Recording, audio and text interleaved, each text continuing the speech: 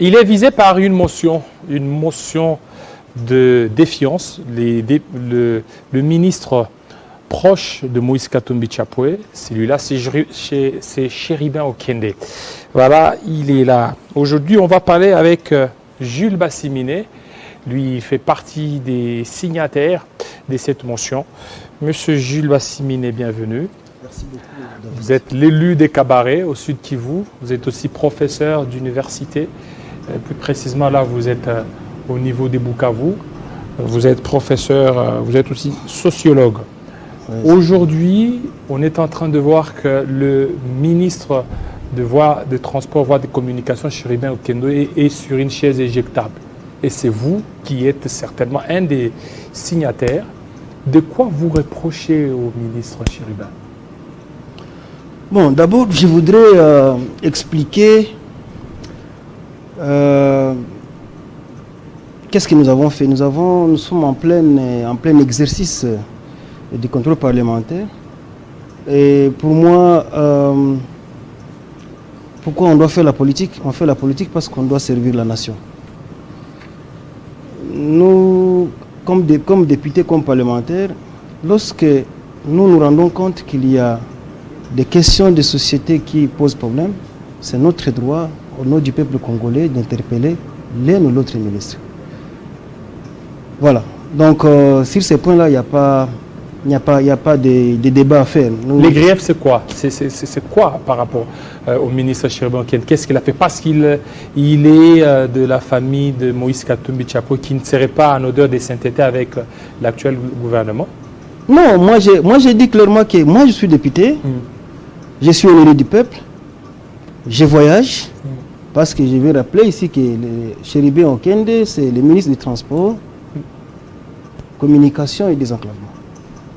Je voyage, je vois comment les gens souffrent, n'est-ce pas, quand on prend les avions par-ci, par-là. Et pour moi, je pense que c'est le ministre qui doit normalement être interpellé. C'est vrai, il y a trop à faire, on peut le dire. Il y a trop à faire, il y a beaucoup de problèmes dans tous les secteurs d'ailleurs. Mais dans tous les secteurs, effectivement, nous au avons niveau pensé, des finances, au niveau... En tant que parlementaires, députés, nous avons pensé il y a des petites choses sur lesquelles on doit faire attention. Voyez-vous, je ne suis pas là pour dévoiler le contenu de la motion. Mais je parle comme Congolais, comme parlementaire, et je peux vous étaler toute une série de choses ici, vous allez vous rendre compte exactement. Il lui reprochait de la mégestion. D'abord, je voudrais que vous compreniez que ce n'est pas parce qu'il est de la tendance de Katumbi que les... Non, c'est même pas ça. Mais bien avant cela, on a suivi sur des réseaux sociaux que le président Christophe Mbosso aurait réuni un groupe de députés pour certainement sacrifier Chéribin Okende. Et que vous aviez réclamé plus de 30 000 $. Ben voilà, contrairement à ce que lui vous a proposé 6 000 $. Voilà une fausseté. C'est une fausseté. Voilà vous a jamais réuni. Voilà. Ça c'est pour tromper l'opinion.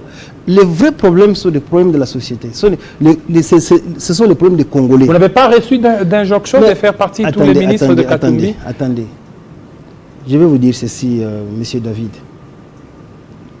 Moi-même, je viens de faire un voyage. Je viens de mes vacances parlementaires. J'ai passé une semaine à Goma. Il n'y a pas d'avion. Est-ce que ça, c'est le problème du ministre? Ça, c'est un problème national aussi, international. Il y a un problème de kérosène. Non. Ce n'est même pas ça. Ce n'est même pas ça. Mais le ministre Chéribin, il a été invité combien de fois à l'Assemblée nationale pour qu'il explique à la commission chargée de son secteur pourquoi il y a autant de problèmes. Je vous ai dit que je ne suis pas venu ici pour étaler les contenus de la motion parce que nous attendons. Nous avons fait notre travail. Nous sommes assignés en tant qu'élus du peuple. Nous attendons que le bureau aligne la motion pour que finalement les contenus de la motion soient dévoilés. Mais je vous dis par exemple, ce que moi j'ai constaté, pourquoi moi j'ai été parmi ceux-là qui ont signé la motion. C'est parce qu'exactement, je me suis rendu compte. Vous avez réuni combien de signatures? On est au-delà de ce qui est réglementaire, parce que normalement notre règlement exige qu'on ait à peu près 51 signatures. Mais on est au-delà, on est autour de 60 signatures. Et donc, et puis je vais vous informer que ceux-là qui ont signé la motion, ils ont signé ça pendant 30 minutes. 30 minutes. Et tout le monde voulait signer d'ailleurs. Voyez-vous? Ça veut dire que le problème est... Il n'y a pas eu des billets qui... Non, des billets verts parce qu'il y a des circulé. problèmes. Il y a des problèmes réels. Mais pourquoi c'est seulement chérubins? Non. C'est un problème. David. Les problèmes qui sont là. Moi, laissez-moi parler. Vous m'avez invité pour que je parle. Il ne s'agit pas seulement des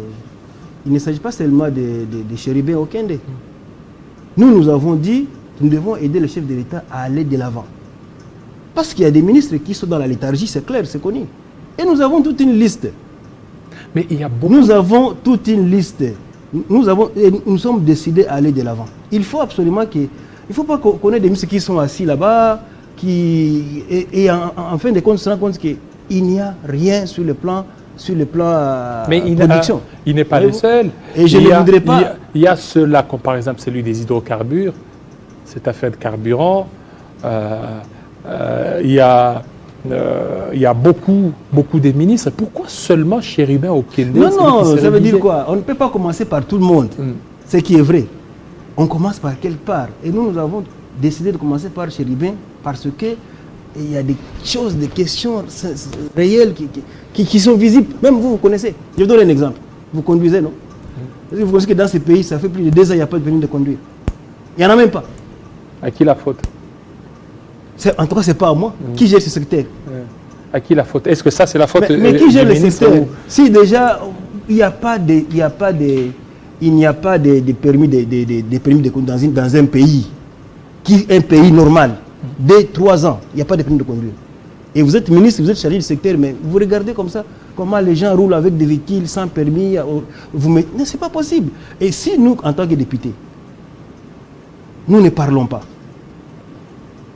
ça veut dire qu'ils ne savent pas ce que nous sommes en train de faire, ce que nous devons faire. Voyez-vous? Il y a des problèmes réels. Et moi, je suis content quand vous dites, c'est pas seulement celui de Katumbi, parce qu'il est de l'évidence. Non, d'ailleurs, je voudrais vous dire que, en principe, on est ministre, mais on n'est pas ministre de quelqu'un. Ce n'est pas parce qu'il paye par rapport à sa loyauté. Non, on est ministre. La loyauté à Katumbi. Non, c'est pas ça.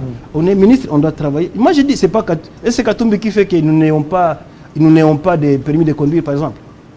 C'est Katumbi, c'est pas Katumbi. Vous êtes là, vous avez les mandats du peuple, vous devez travailler pour... Alors, vous ne voyez pas qu'il y a beaucoup de problèmes dans ce gouvernement? Les problèmes sont nombreux. Et pourquoi ne pas viser peut-être la tête du gouvernement? C'est-à-dire qu'il tombe comme ça, qu'il y ait remaniement, parce que c'est ça. Je voudrais que Chérubin Okende est visé, Lutundula est visé. Aujourd'hui, on vient de suivre, il y a Jésus Moufoula qui a déposé contre celui de l'intérieur. Voilà. Rose Mutombo visé. Il y a autant de ministres. Ouais. Alors, mais qui les vise? Vous connaissez déjà qui sont visés? Non, mais c'est vous les députés. C'est vous les députés. Mais lorsque vous visez, lorsque vous menez toutes ces actions parlementaires, l'objectif, si jusque-là vous ne trouvez pas satisfaction... Nous sommes dans les... David, il faut comprendre comment les choses se font. Les parlementaires ont l'obligation de faire ce qu'on appelle le contrôle parlementaire. Il y a plusieurs actions qui peuvent être en même temps mobilisées. Voyez-vous? Vous pouvez procéder par des interpellations, par des questions orales avec débat. Lorsque vous vous rendez compte que c'est gravissime, vous pouvez même essayer d'avancer avec une motion de défiance, par exemple. Et c'est un processus, n'est-ce pas? Voyez-vous? Nous avons pensé qu'il faut aller lentement. Et les premiers qui étaient visés, c'est le ministre Okende. Et les raisons sont évidentes. De toute façon, il n'est pas condamné. Si le ministre Okende se défend valablement, s'il est capable de balayer tout ce qu'on a mis sur sa tête, n'est-ce pas? Eh bien, la plénière peut voter contre. Mais son sort serait déjà scellé. Non. La plénière peut, elle est souveraine. La plénière peut dire non, voilà. Eh bien, nous votons contre la motion. Et c'est tout, il est sauvé. Mais je ne vois pas comment il va s'en sortir. Parce que les évidences... C'est une épée de Damoclès sur sa tête, est-ce que vous êtes pour Katumbi ou pas? Les évidences sont telles que... Contre Katumbi, vous continuez. Pour Katumbi, vous tombez. Non. Moi, je ne voudrais pas que vous induisiez le peuple, l'opinion comme ça en erreur. Non.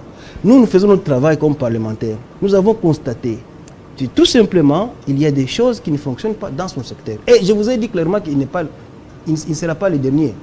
Nous avons toute une liste. D'ailleurs, vous avez cité certains. Voyez-vous, je peux encore augmenter la liste parce que nous sommes décidés à aider les chefs de l'État. Il ne faut pas que... Alors, vous voyez qu'ils sont nombreux. Pourquoi ne pas demander la déchéance du gouvernement? C'est tout un processus, je vous ai dit. Et que le gouvernement tombe. C'est un processus. Nous sommes en train d'aller lentement mais sûrement. Voyez-vous? Tous ne sont pas mauvais. Il y a des meilleurs. Hein. Et puis, regardez, il y a des bons ministres. Hein. Le ministre de l'économie est tombé. Il n'a jamais été remplacé. Il y a des bons ministres, il y a des bons qui font du bon boulot. Nous les observons. Et ceux-là qui sont là dans la léthargie, nous allons nous en occuper. C'est notre rôle. Et si nous ne faisons pas ce travail-là, qui va le faire? Alors maintenant, aujourd'hui, l'Union sacrée, par rapport à cette situation, vous ne voyez pas que ça crée encore des frustrations au sein de votre famille? Non, ce n'est même pas ça. L'Union sacrée, d'abord, c'est une vision, n'est-ce pas? Une vision qui met les peuples au devant de toute situation. Mais lorsque nous nous rendons compte que les peuples ne se retrouvent pas, qu'est-ce que nous faisons? Vous faites quoi? C'est le gouvernement qui doit répondre, n'est-ce pas? Nous avons investi le gouvernement pour que le gouvernement nous aide à aller vers les résultats palpables. Lorsqu'il n'y a pas de résultats, qu'est-ce que nous faisons? En tant que parlementaires, nous devons nous assumer. Et voilà, nous avons commencé déjà à le faire. Voilà. Et nous allons continuer à le faire. Vous allez continuer à le faire, mais il y a aussi la situation sécuritaire. On a suivi Vital Kamerhe, dans l'est de la RDC, proposer un plan de sortie des crises. Ouais. Et ces plans préconisent une solution triangulaire, où il y a un dialogue triangulaire. RDC, Rwanda, Ouganda, M23 au milieu. Et vous, parce que vous êtes élu de Kabaré, dans l'est de la RDC, vous connaissez un peu cette situation sécuritaire. Quelle est votre position? Ça c'est une très très bonne question, David. D'abord, je voudrais vous informer que je connais bien Vital Kamerhe. C'est un politicien, un acteur que moi j'apprécie beaucoup. Je voudrais aussi vous dire que ce qu'il a dit n'est pas faux, c'est vrai. Dans toutes les théories de transformation des conflits, on a souvent mis le dialogue, n'est-ce pas, au premier plan. Et c'est normal, je ne suis pas contre. On doit continuer à dialoguer parce que c'est ça aussi la société ou les sociétés humaines. Mais je veux plutôt qu'on aborde les problèmes sous un autre aspect. Quelles sont les causes de ce qu'on a aujourd'hui quelles sont les causes de la situation actuelle aujourd'hui à l'Est? Quelles sont les causes? Vous avez dit que je suis de l'Est. Oui, je suis de l'Est et je connais bien la situation. Mais vous savez, pour le Rwanda et le Burundi, pour le Rwanda et l'Ouganda, faire la guerre au Congo, c'est une question vitale. Leurs économies vivent de ce qu'ils font comme désordre chez nous. Voyez-vous? Et pour vous en convaincre, tenez par exemple, l'économie rwandaise dépend fondamentalement des guerres que les Rwandais nous font. Vous voyez? 50% ça vient de l'aide internationale et 50% ça vient de ce qu'ils font comme gaffe dans notre pays. L'Ouganda, son économie repose sur, en tout cas, l'exportation de l'or en Ouganda donne au budget, je prends l'exemple en 2021 ici, l'Ouganda a exporté l'or d'une valeur d'environ 2,4 milliards de dollars. Plus de 2 milliards de dollars. Ça, c'est l'or. Et le gros de cet or-là vient de notre pays. Voyez-vous? Ce qu'on appelle les commerces, les transactions entre l'Ouganda et le Congo. L'informel est à environ 150 millions de dollars. 150 millions. Oui. Les transactions, les commerces, les formels. L'informel, c'est autour de 300 millions de dollars l'an. Le double. Voyez-vous? L'informel. Alors, comment vous pensez que les gens qui ont ça comme activité, qui ont ça comme ressource à partir du Congo, acceptent un plan de sortie comme ça? La guerre chez eux, quand ils font la guerre chez nous, c'est pour que leurs économies vivent, n'est-ce pas? Alors, moi je crois que... Est-ce qu'il faudrait dialoguer? Alors, le problème, la guerre du Congo, la guerre du Rwanda et de l'Ouganda et des autres pays voisins au Congo, c'est une guerre purement économique et géostratégique. Alors il faut quoi? Il faut dialoguer ou bien il faut aller renforcer les collègues qui travaillent beaucoup plus sur les questions des relations internationales, ils vont vous dire que les relations entre les États sont des relations de rapport de force. Et je pense que, et ça c'est mon point de vue, le système politique qui a détruit notre armée notre système de sécurité et de défense a rendu un très mauvais service à la République.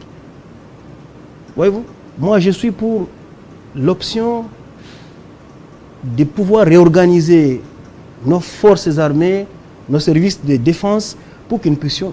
On ne peut pas avoir un grand pays comme celui-ci, très convoité par tout le monde, avec une armée infiltrée, une armée sans capacité. Non. Alors il faut quoi? Il faut dialoguer. Le dialogue, oui. Maintenant, comment vous voulez... Je dis bien. Parmi leurs revendications, dialogue, oui, mais... Je dis bien ceci.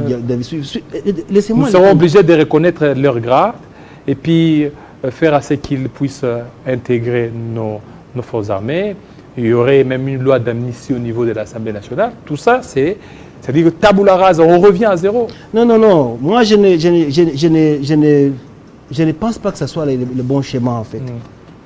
Parce que, je vais vous dire, le président, quand le président Félix Tshisekedi, chef de l'État, il a montré toute la bonne volonté, il a montré, il a fait le tour pratiquement de tous ces pays-là pour dire, écoutez, nous sommes des voisins, on doit vivre ensemble, mais je me demande le niveau de sincérité du Rwanda et de l'Ouganda. Il faut quoi? Niveau. Et c'est pourquoi je vous ai dit simplement que quelqu'un qui vient chercher l'argent chez vous, il vous fait la guerre parce qu'il sait que son économie dépend de ce qu'il fait comme bêtise dans votre pays. Alors il faut quoi? Mais je vous ai dit. Dialoguer. Mais le dialogue, oui, c'est bon, ça continue. Oui, il faut tout continuer à dialoguer. Mais entre-temps, nous devons très bien exploiter l'option militaire. Militaire, voilà. Ça, c'est très important. Nous dialoguons, mais il faut que nos forces armées, nos forces de défense soient réorganisées pour qu'ils soient capables d'affronter l'ennemi. Donc, on ne peut pas avoir un pays comme ça où tout le monde vient faire l'aventure et puis... Non, ça n'ira jamais. Je suis pour le dialogue, comme l'a proposé le président Vital, mais...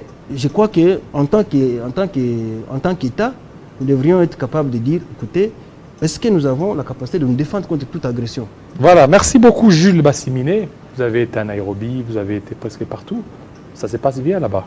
Ah bien sûr, il n'y a pas de problème. Il n'y a pas de problème. Il n'y a pas de problème, ça va. Voilà, donc aujourd'hui vous êtes simple militant seulement du Parti travailliste, simple seulement? Non, pas militant, je suis quand même un grand cadre du parti. Cadre seulement. Je suis cadre du parti. Mais évidemment, par rapport à la question du Parti travailliste, moi j'ai démissionné depuis quelques jours en tant que secrétaire général. Voilà. Donc vous restez cadre? Alors, je reste cadre. Mais je pense que vous participez à toutes les activités du parti. Bien sûr. Voilà. Je suis comme cadre du parti. Merci. Merci beaucoup, Jules Bassiminé. Nous allons changer de chapitre cette fois-ci pour parler de la RDC. La RDC mystique et la rédemption. Tout de suite.